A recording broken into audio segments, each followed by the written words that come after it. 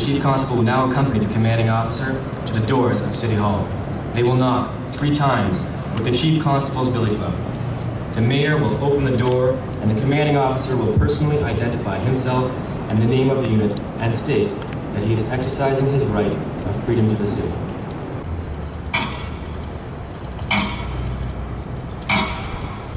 Who goes there? Commanding Officer, 1st Battalion, Princess Patricia's Canadian Light Infantry, requesting permission to exercise freedom of the city, sir. March on. Sir. Escort party, salute the mayor. Salute!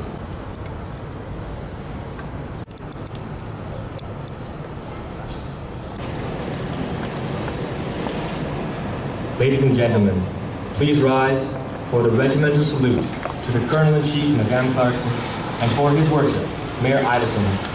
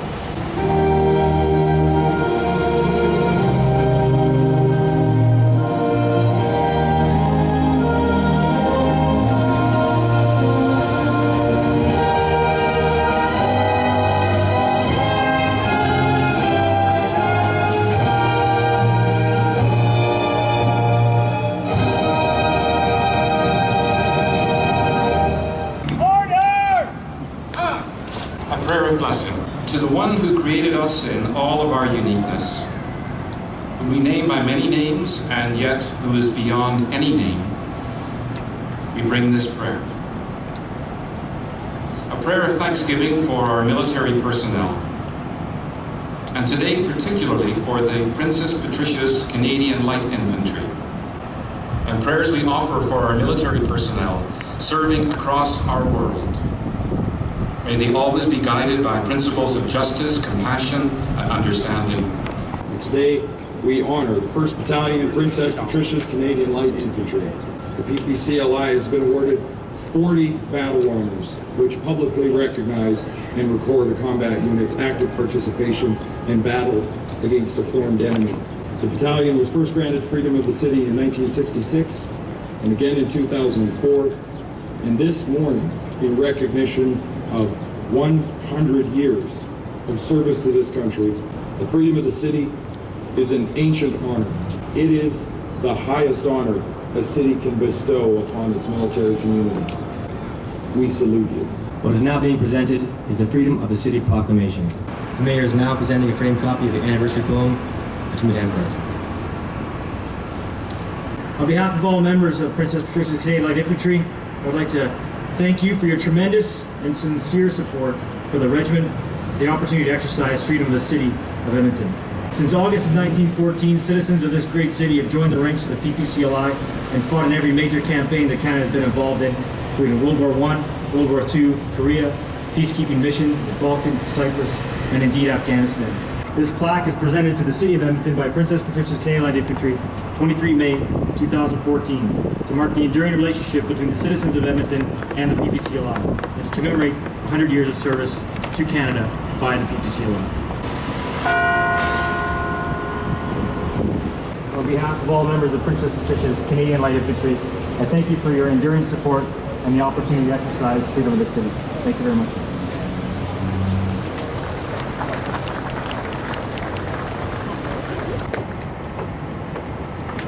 Number 1 guard, stand fast. Remainder, stand at ease. The City of Edmonton's Poet Laureate, Mary Pinkoski, was commissioned to write a poem to the regiment on the occasion of our 100th anniversary. to hear it during the inspection of the battalion. For the Princess Patricia's Canadian Light Infantry, a poem in commemoration of 100 years of service. There are very few things that tie together the trenches of Passchendaele 1917 to the mud of Northwest Europe 1945 to the rice paddies of Korea 1951. Very few things that tie together the hills of Cyprus to the concrete of the Balkans to the sands of Afghanistan, and yet, if you were to look close enough at the earth in each of those places, find on its surface the tough treads of the soles of a combat boot, you would see in those treads a history of dedication and commitment. A history that bravely bridges together continents in the name of peace. You would find the battle march of the Princess Patricia's Canadian Light Infantry. Established 100 years ago at the outbreak of World War I by a captain with a dream and some money, Brigadier Andrew Hamilton Gold raised the Patricias out of love of his country and Commonwealth. Sent them over rough waters only to have them set foot on the shore and adopt the motto of first in the field. The Patricias have been there ever since. Named after the daughter of a Governor General who was known as high-spirited, warm, and a fan of sports, perhaps it was an obvious choice to name a battalion after someone so vivacious. But I think there is more to the story. For all her energy, Princess Victoria Patricia had another side. She was also a woman who loved watercolor painting. And when she sat down to design the regiment's badge and colors, I like to imagine that she knew what an extraordinary regiment her namesake would be. I picture her, the first colonel-in-chief of the Princess Patricias, drawing the crimson badge with the passion that the deep red color affords. Choosing a cool blue for the collected wits of those entering into battle, adding the gold as a declaration of excellence. I imagine there was something regal about that day she sat down and sketched the insignia into being. It is no coincidence how this has translated through time, embedded itself into the actions of the Princess Patricia's Canadian Light Infantry, into the history of the regiment, displaying itself for all to see in the sway of the raised Rickadown dune. History tells us that after World War I, their colonel-in-chief, who had followed her regiment throughout the war with great dedication, cutting out and scrapbooking articles with the precision of a military strategist, presented them with a laurel wreath in 1919. History also tells us that since ancient times, the laurel wreath is a symbol given to victors in celebration of their honor after a battle. It's a symbol that transcends time. Each honor woven together and the branches of history entwined into each other, connected. The Princess Patricias have a motto that reads, "Once a Patricia, always a Patricia." Like a family that has not forgotten its ancestry, a military tree whose roots have grown out of decorated names like Lieutenant Hugh Mackenzie, Victoria Cross; Sergeant Robert Spall, Victoria Cross; Sergeant George Harry Mullen, Victoria Cross. The Princess Patricias have stood side by side with soldiers both past and present. In 100 years, the Princess Patricia's Canadian Light Infantry has fought for victory in peace amidst the battle, and yes, there have been times when their crimson has bled itself off the flag, found itself fallen half-mast, lying in a foreign land, seeping into the banks beside an unknown river, stained on the concrete of the street most Canadians have never walked down.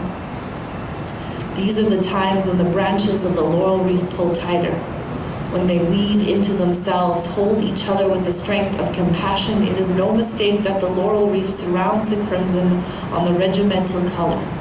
There is a silent honor in placing the arms of victory around the heart of bravery, lest we forget.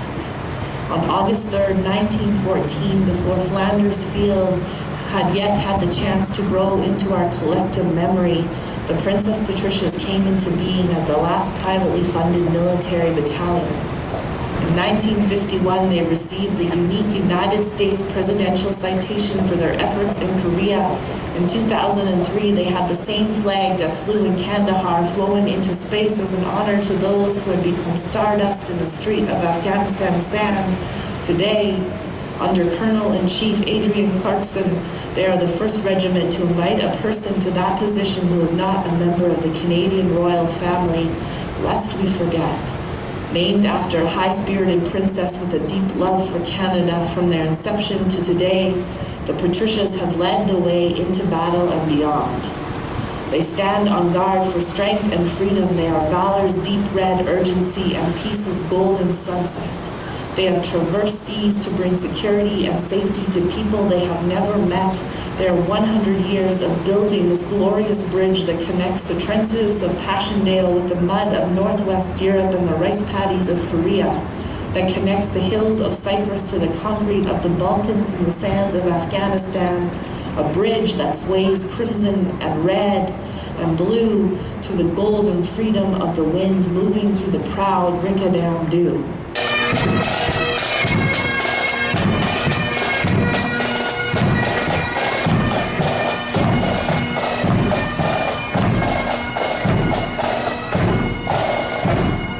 And that's my latest YEGventure. Thanks for watching. If you like this video, share, comment, like, and subscribe for more. You can also follow me on Twitter or my second channel with daily vlogs.